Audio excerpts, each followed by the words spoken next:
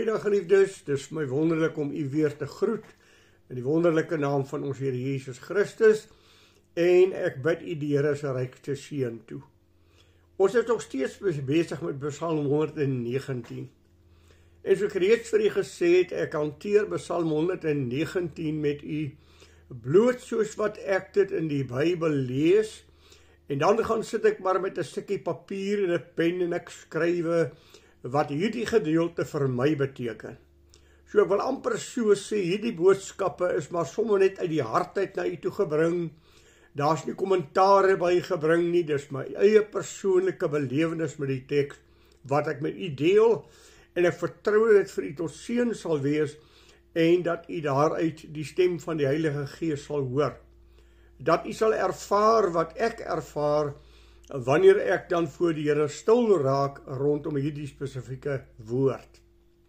Ons staan vandag stil daar by die 65ste vers. Vers 65 sê, u het goed gedoen aan u knegt Here na u woord.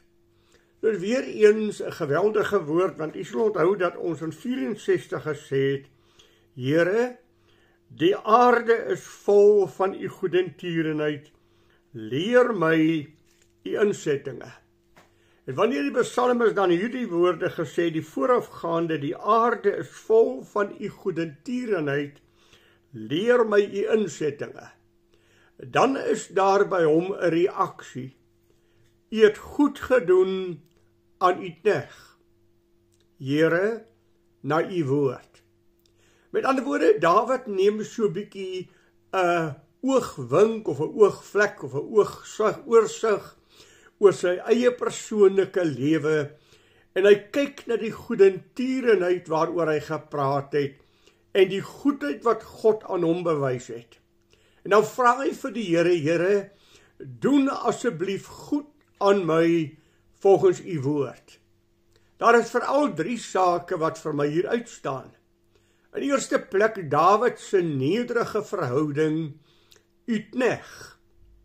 Knegt beteken tog dat ek die een is wat nederig is, wat afhanklik is en wat dienaar van u, die Allerhoogste God is. Dan gebruik hy juist die woord Here, wat die almagtige, ewige God is, die skepper van hemel en aarde. Ek is u knegt, ek erken u vir wie u is die almagtige, ewige God. En dan in die derde plek na u woord. En hierdie is eintlik 'n baie mooi stelling. Here, volgens wat u vir my gesê het, die beloftes wat u vir my gegee het, die woord van God wat u vir my gegee het, wat in my hart geskrywe is, Here, vervul dit asseblief aan my. Doen reg aan u kind, doen goed aan u kind, Here, na u woord, soos wat u gespreek het. En so ek reeds gesê het, dan kyk hy so 'n bietjie oor sy hele lewe lank, kyk wat agter hom sy lewe gebeur het, kyk tot waar God op hierdie stadium gebring het. Van daardie ou klein seentjie, wat daar in die veld sy ou skapies opgepas het, en 'n herdertjie was van skapies. Hy was nie getel onder die gesiene van die ander, van sy broers nie. Hy was nie 'n soldaat nie, hy was nie 'n dapper man nie. Hy is gesien as 'n ou klein seentjie en die Bybel beskryf hy eintlik iemand met sulke rooi wangetjies en 'n pragtige jong man. Daar het hy die Here alreeds leer ken. En weet jy, is my fantasties as hy daarna verwys om te sê, Here, reeds toe ek 'n ou herdertjie was, het u vir my die instaatstelling gegee om elke aanslag wat teen my kuddetjie gekom het van roofdiere, van aanvalsdiere, het u my die genade en die krag gegee om hulle almal te verdryf of dan te dood. Hy kyk na die goedertierenheid van God wat hy daar aan hom gestel het. Dan die pad wat God met hom geloop het. Op die regte tyd soos God dit bepaal het, gaan hy deur sy pa gestuur na die slagveld waar die volk van Israel teen die Filistyne veg. En op die regte oomblik kom hy daaraan net toe Goliat uitkom om weer 'n keer die Here en die volk van Israel te swaad en beledigend teenoor God te praat en die lewende God af te maak asof hy niks is nie. Almal kruip weg, al die dapper krygsmanne, selfs Saul kruip weg. Dawid se broers is kwaad vir hom om te sê, wat maak jy op die toneel? Jy het net gekom vir nuuskierigheid. Nee, pa het my gestuur om vir julle 'n geskenk te bring, kos, en het ook 'n pakkie saamgestuur vir Saul. Maar dan hoor hy daar die man wat God beledig, Goliat, en hy sê, ek sal teen hom gaan veg. Sy broers probeer hom keer, maar tog is die boodskap aan die koning oorgedra aan Saul, hier is 'n jong man hier wat sê dat hy sal gaan en gaan veg teen Goliat. Saul kyk na hierdie jong man, en sê vir hom, jong man, jy is nie eers 'n soldaat nie, jy is nie eers 'n krygsman nie. Maar kom ons kyk die beste wat ons kan doen, dan trek jy te midde my wapenrusting aan, dat jy net so 'n bietjie verweer mag hê teen daardie groot Goliat. Hy trek die wapenrusting aan, maar hy het net so eentjie geloop, toe sê hy, geen mens kan loop met hierdie goed hier trek uit. Ek sal na hom toe gaan in die naam van die Here. Hy gaan af na die spruit toe, hy tel vir hom daar 5 gladde klippies in die stroom op, en dan begin hy na Goliat toe aangeloop kom. Goliat kyk na hierdie jong seun en sê, kom hier jou niks net, laat jou kan skep, en jou met die punt van my spies en vir jou voëls van die hemel kan voer, dat hulle jou kan opvreet. Jy wat dink jy kan teen my veg, en sou Goliat beskou dit as 'n belediging. Dawid antwoord hom, jy kom na my toe met spies en halm en jou swaard, ek kom na jou toe in die naam van die Here my God. En vandag gaan God jou in my hand gee. Vat sy ou slingervelletjie en begin daardie slingervelletjie swaai en daardie klippie gaan op daardie klein plekkie wat oop is op die voorhoof van Saul, wat nie deur die wapenrusting bedek is nie, gaan daardie klippie in, dring baie binne in sy sketel in en hy slaan op die grond neer. Dawid haas hom daarna toe, gryp die swaard van Saul en maak Saul dood, bring hom om die lewe. Dawid kon hierdie dinge nie ook sommer net vergeet nie. Here, U het aan my 'n magtige oorwinning oor Saul gegee. En dan word Dawid aangestel in die huis van Saul. Saul begin deur bose geeste gepak word, en dan het hy onstuimig geraak en hulle soek iemand wat hom net kan kalmeer. Hulle vind uit van Dawid wat pragtig op sy harp kan speel, en hulle sê, koning, ons weet van 'n man wat Saul se buie tot inkeer sal bring en vir hom sal gemaklik maak en kalm maak. Dawid kom speel vir Saul. En elke keer as Dawid speel, dan bedaar Saul. Maar ten minste by 2 geleenthede was daar die tyd terwyl Dawid vir hom speel, dat hy met sy spies na Dawid gooi, om Dawid teen die muur vas te pen. Elke keer het Dawid dit ontwyk. Saul wil hom doodgemaak het. En hy het dit nie reg gekry nie. Dawid word toe aangestel in die leermag van God. En elke oorwinning van Dawid, of elke oorlog wat hy voer eintlik, het Dawid die oorwinning. Hy het magtige oorwinnings behaal vir Saul. In so 'n mate, dat daar later deur die vroue uitgesing is om te sê, Saul het sy 1000e verslaan, maar Dawid het sy 10.000e verslaan. Dan kom God, en hy stuur die profeet Samuel om te sê, gaan sal vir my uit die huis van Isaai 'n koning. Samuel laat al die manne verbykom. En elke keer as Samuel kyk na hierdie vorstige groot man, dan sê Samuel vir homself, dit moet voorwaar hy wees. Dan sê God, nee, laat hy verbygaan. So het elke seun van Isaai verbygegaan, en staan die profeet so half in verbasing en sê, het jy nog 'n seun? Ja, maar hy is ou skaapwagtertjie. Hy's daar by die skaapies. Sê dat hom roep ek kan nie weggaan voor hy gekom het nie. En toe hierdie ou klein seentjie ingestap kom, toe sê die Here, salf hom. Hy is die man na die hart van God. Hy moet koning oor Israel word. Dawid het hierdie koningskap baie stil gedra. Hy het nie koningskap geëis nie. Hy het gewag op God se tyd dat God vir hom koningskap sal gee. Intussen het Saul teenoor Dawid 'n wrok ontwikkel, veral toe hy hoor dat Dawid die opvolger sal wees en dit bekend geword het. Sê vir sy seun Jonathan, besef jy dat Dawid ons vyand is? Dawid gaan die opvolger wees op die troon en hy gaan jou plek Jonathan inneem en hy gaan jou plek steel. Saul wil hom doodmaak. Saul soek om hom uit te delg. En Dawid moet elke keer maar vlug. Onthou jy die verhaal, en ek kan dit maar net weer vroeg vir u noem, die verhaal van in die grot. Hy en 400 man is binne in die grot, in die agterkant van die grot, en dan trek Saul en sy leermag aan die voorkant van die grot in om te rus.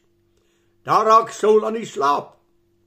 Dawid en sy manne moet tjoep, Saul bly daar agter die grot. As daar 'n geluidjie is daar agter die grot sal daar navorsing gedoen word. Sal daar gekyk word wat gaan aan. En dan wanneer God almal aan die slaap gemaak het, Abner en al die manne is aan die slaap gemaak deur God, sluip Dawid verby. Hy vat Saul se spies, vat sy waterkan, sny self 'n stuk van sy kleed af. Dan gaan hy en 400 man by die leer van Saul verby. Toe hy daar bo op die berg kom, toe roep hy Saul. Saul, en Saul hoor die geroep. Wat gaan aan met jou wagte? Waar is Abner?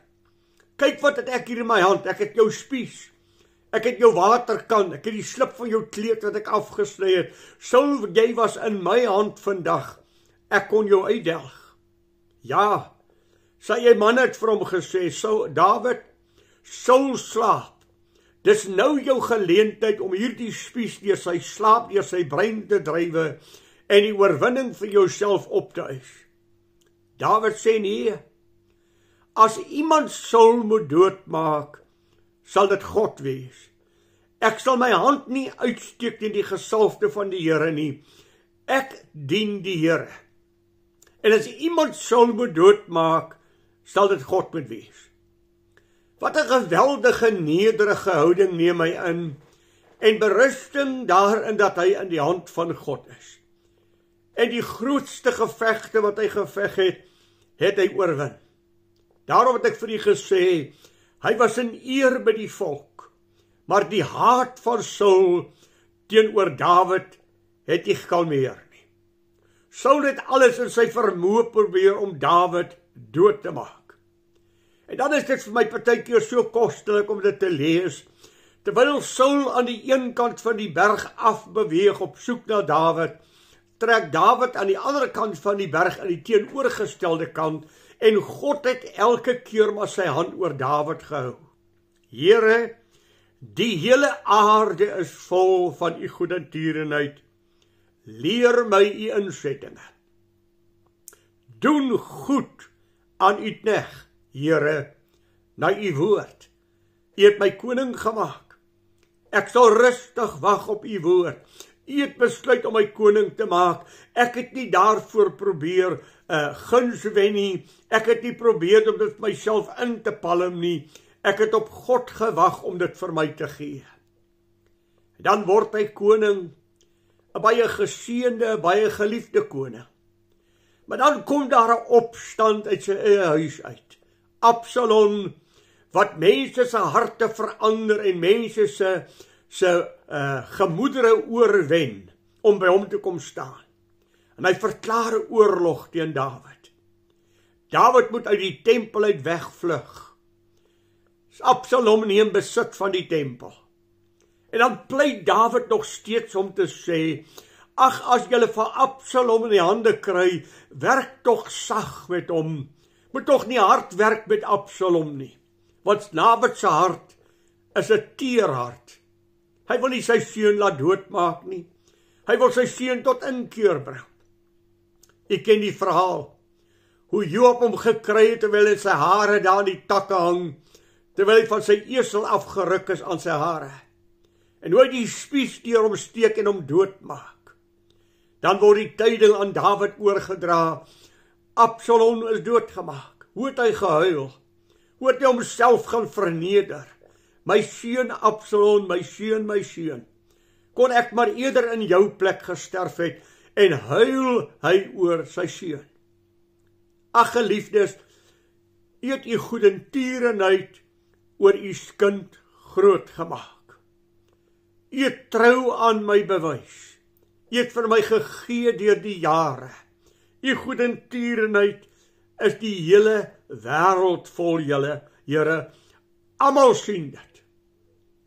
Ja, hoe dankbaar was hy dat hy genoem kan word ook die man na die hart van God. Dat God so uitspraak oor my kan maak. Dawid, 'n man na die hart van God.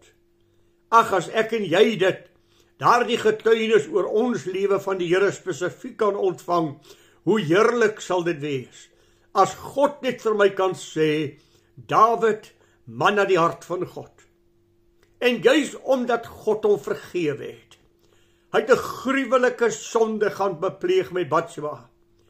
Hy het haar man laat vermoor. Hy het sonde gepleeg met haar. Hy het haar man laat dronk maak. Hy het gesorg dat haar man gedood word. Hy het gehoreer. Hy het hoeveel van God se gebooie gebreek. En dan maak God vir hom gesond. Psalm 51 kan u lees hoe hy voor die Here pleit. Here, was my. Here, my ongeregtigheid is voor my. Ek ken my sonde. En daardie geweldige stelling wat hy maak, moet net nie u Heilige Gees van my wegvat nie. En God so 'n volmaakte herstel bring. 'n gebroke en 'n verslae hart sal u o God nooit wegwys nie. God herstel vir Dawid. Ja, die kind sal sterwe. Daar sal 'n prys wees. Maar Dawid, die man wat sy sonde bely, 'n man na die hart van God, omdat hy sy sonde bely. Ag, wat het hy aan die einde van sy lewe bely? 2 Samuel, die 23ste hoofstuk, vers 5. Wat is my huis nie by God nie? Ja, hy het 'n ewige verbond vir my daar gestel, wat in alles gereël en verseker is. Want al my heil en al my welgevalle, ja, sal hy dit nie laat uitspreek nie. My hele lewe is in die hand van God. As ek oor my lewe terugkyk, dan sien ek net die goedheid van God. En dit is waar die woord Here inkom. U is die vergewende, genadige, barmhartige God, wat groot van goedertierenheid en trou is. Here, die hele aarde, die hele wêreld is vol van u goedertierenheid. Is vol van u lof. U moet Psalm 136 lees, waar hy sê, u goedertierenheid is tot in ewigheid, vir 26 verse lank. Laat die mens dit raak sien en God loof. Die diere van die veld loof hom. Die oseane loof hom. Die sterre in die hemel loof hom. Die engele loof hom. Die grasvelde en die bome loof hom. As hy vir hulle sorg, as hy reën vir hulle gee, dan lewe God se skepping, God se goedertierenheid is sigbaar in sy hele skepping. Kyk daar die mooi boom wat hy gemaak het. Kyk net daar die lelie van die veld. Kyk net daar die pragtige voeltjie, daar die mossie, daar die vink. Kyk na God se pragt in die blomme geure. Kyk na God se pragt in die vere van voëls. En dan sien jy dat God hulle uniek gemaak het. U is 'n almagtige, ewige God wat net trou bewys. Here, almagtige, ek erken u as daardie God. Ag, weet u, ek het vir in die verlede al gesê, u moet tog gaan sit en net 'n ou lysie maak. En net skrywe, wie is God vir jou? Beskryf hom. Wat sê God van homself? Wie is hy? En dan kan jy maar Eksodus 34 vers 6 aanvanklik neerskryf, maar jy kan byvoeg. Hy's 'n liefdevolle God.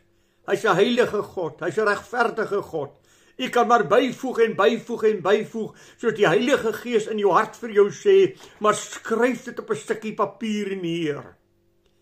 En dan draai jy daardie stukkie papier om, en jy skryf aan die agterkant, u goedertierenheid wat u aan my bewys het, en jy kyk jou lewe in oënskou, wat het God vir jou gedoen, en hoe het God jou lewe bestuur. Ag, in my eie persoonlike lewe, as ek maar net kyk die paaie wat die Here my lewe gelei het. Ek het 'n roeping van die Here gehad. Ek het probeer wegvlug van hierdie roeping, en die Here moes op 'n baie harde manier met my praat, en dit is waar my rugprobleem vandaan kom. Maar uiteindelik het ek gegaan, waar die Here my geroep het, en op die regte tyd het God my soontoe gestuur. Van daar op daardie college wat ek was, om sending te studeer, was daar 'n jong meisie gewees, Heloise Leroux, daar van Kimberley. Ek is van Kroonstad. Daar het ons mekaar ontmoet as studente, nie as in 'n verhouding met mekaar nie, as studente. Maar daar het ons mekaar beleef, en ek het na haar gekyk en gesê, sy's 'n wonderlike meisie. Daar was ander wat ek dieselfde van gesê het, wat 'n verhouding met die Here het. En dan beskik God dat ons huis toe gaan. En ons gaan in die nag ry. Daar is 3 dames studente, en daar is 3 man studente wat karre het. Ons vra vir die prinsipaal, kan ons die dames studente net help bestuur in die nag, om vir hulle te help. Hy gee vir ons goedkeuring. Almal kry ryplek saam. Ek is met my bakkie daar, 'n Corolla bakkie, en hulle sê vir haar, jy sal saam met Jannie van der Hoeven moet ry. Nee, sê sy, ek kan nie. My ma maak my dood as ek saam met 'n man ry wat sy nie ken nie. Daar is nie 'n ander opsie nie. Jy sal saam met hom moet ry. Ons het so 'n konvooi gery met mekaar, en 6:00, 12:00 die nag het ons weggetrek. 6:00 die oggend tussen Leeugamka en Beaufort Wes, weet ek tot vandag toe nie wat gebeur het nie. Ek weet net my bakkie was vol gelaai met die bagasie van studente. Die son het net so begin opkom. En wat gebeur het, weet ek nie, maar my bakkie het gegly op grys langs die pad. En ek en Heloise is die afgrond daar af in die bakkie rol. Tasse die wêreld vol rondgestrooi, sy het seer gekry, ek het my oog oopgesny, sy het haar rug beseer, en nou moet ons maar saam met die ander studente ingepak word. Toe ek by die huis kom, toe sê my pa en my ma, wil jy nie bel en vra of sy net bietjie by ons wil kom kuier nie, ons voel geweldig seer daaroor, dat hierdie jong dame saam met jou 'n ongeluk was. Ek bel en sy antwoord. Ek sê, Louise, my paale vra, wil jy nie bietjie by ons kom kuier hier in Kroonstad nie? Sy sê, daar is nie 'n manier nie. My ma sal nooit toelaat dat ek by jou gaan kuier of by julle gaan kuier wat sy nie ken nie. Ek sê, kan ek met jou ma praat? Ek stel dit aan haar om te sê, Tannie, ek is Jannie van der Hoeven. Ek was die bestuurder van daai bakkie en ek is bitter jammer oor wat met Heloise gebeur het. My ouers vra of sy net so bietjie by ons op Kroonstad kon kom kuier, ons kamp uit daar langs die rivier, en net bietjie saam met ons kom kuier, dat hulle leer ken. Die tannie, tot die grootste verbasing van Heloise sê, ja seker, nee, sy kan maar gaan. Ek het haar gaan haal, sy het by ons gekuier en toe begin ons verhouding. Toe begin ek vir haar skrywe en ons verhouding begin groei. Ag, en ek kan nou vir u lank besig hou daarmee, dat God beskik het, dat ons op dieselfde plek sal kom, op die regte tyd om mekaar te ontmoet, om daar 'n verhouding te hê en uiteindelik getroud is. Ons het nou die dag ons 50-jarige viering van ons troue gehad. Die Here is goedertierend. En sy goedertierenheid is tot in ewigheid. Hulle het vir onsself sal nooit kinders hê nie. Na 7 jaar van getroude lewe is my vrou swanger. Dit is vir ons 'n wonderwerk van die Here, maar die Here het vir ons gesê, die vrede van julle kinders sal groot wees. Ons het voor die Here gestaan en gesê, Here, u het gesê kinders. U het nie gesê kind nie. 11 jaar daarna, toe gee die Here vir ons 'n dogter. Ag, is die Here nie goed en is hy nie getrou nie. U goedertierenheid is oor die hele aarde. Doen goed aan u knegt, Here, na u woord. U het gesê kinders, en God het kinders gegee, soos hy beloof het. Miskien moet jy gaan stil staan en ook 'n bietjie dink, wat het God vir jou gesê? En geliefdes, as ek die goedertierenheid van God raak sien, dan is daar geen plek vir roem nie. Daar's niks om oor aanstellerig te wees nie. Daar is niks wat jy aan jouself kan toedig nie. Alles wat jy het, is genade van die Allerhoogste God. Alles wat jy het God jou uit genade gegee. En daarom moet jy nooit roem oor wat God vir jou gegee het nie. Dit is 'n gawe. Bly nederig. Hoor wat sê die apostel Paulus. Maar wat my betref, mag ek nooit roem nie, behalwe in die kruis van ons Here Jesus Christus, deur wie die wêreld vir my gekruisig is, en ek vir die wêreld. As ek roem, dan roem ek in hom. U goedertierenheid sien ek raak, o Here. En elke dag is u goedertierenheid nuut. Dis nie maar van selfsprekend soos 'n oorlosie wat opgewen is nie. Elke dag sien God jou by jou naam raak. By jou naam. Jannie van der Hoeven, Heloise van der Hoeven, Karel Lemkuil. Ons kan die name maar noem. Elke dag kyk God na jou. Kyk hy na jou lewe. Bewaar hy jou van die bose. Skenk hy aan jou genade. En elke oggend sê die Bybel, is sy genade nuut, groot, en hy sorg vir jou. Jakobus waarsku mos vir ons. In Jakobus 4 vers 6. God weerstaan die hoogmoedige, maar aan die nederige gee genade. Bly nederig voor hom. Sien sy goedertierenheid en sy genade raak en aanbid hom vir dit wat jy het. Ek vra so dikwels myself, hoekom het ek uit die huis uitgekom waar ek uitgekom het? Hoekom het ek die opvoeding gehad wat ek gehad het? Hoekom het ek geleenthede gehad wat baie meer was as wat ander gehad het? Hoekom het God my gemaak wat ek is? Hoekom ek? Hoekom het God my siel uit genade gered? Hoekom het die Here ooit met my kom stil staan en my sy kind gemaak? Wat het God in my gesien? Daar was niks wat ek vir God kon doen nie. Dan kom die woord, u goedertierenheid, u genade, het vir my gegee wat ek het. U hand was vir my oop, en ek het meer ontvang as baie ander mense om my. Loop maar deur die hospitaal, gaan maar na die plakkerskamp daar in jou omgewing, dan vra jy vir die Here, Here, hoekom is dit nie ek nie? En die antwoord hoort jy te wees, genade my kind, net omdat ek dit vir jou wil gee. Ag, die ontsaglike grootte, na u woord. Geliefdes, let op God se woord. Let op sy beloftes. Herinner hom aan sy beloftes. Hy nooi jou uit. Herinner my aan my beloftes. Gee aan my geen rus, totdat ek my beloftes aan jou vervul het nie. Hy nooi jou uit. Elkeen van sy beloftes is ja en amen. En dit wat God gesê het is amen.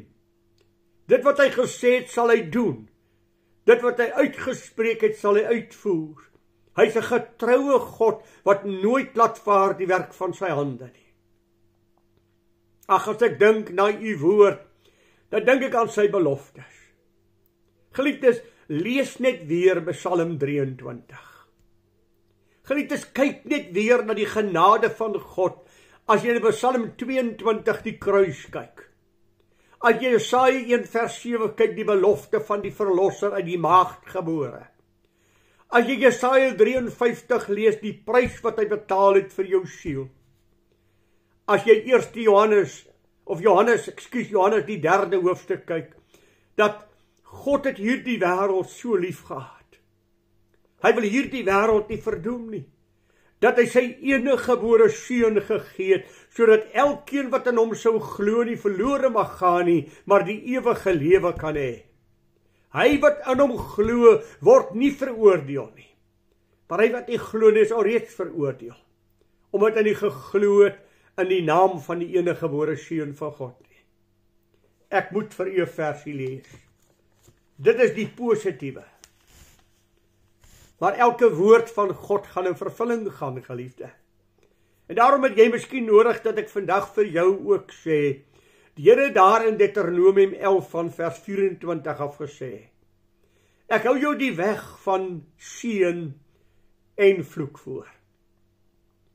Die seëninge van God as jy luister na my woord. Die seëninge van God as jy my woord eerbiedig.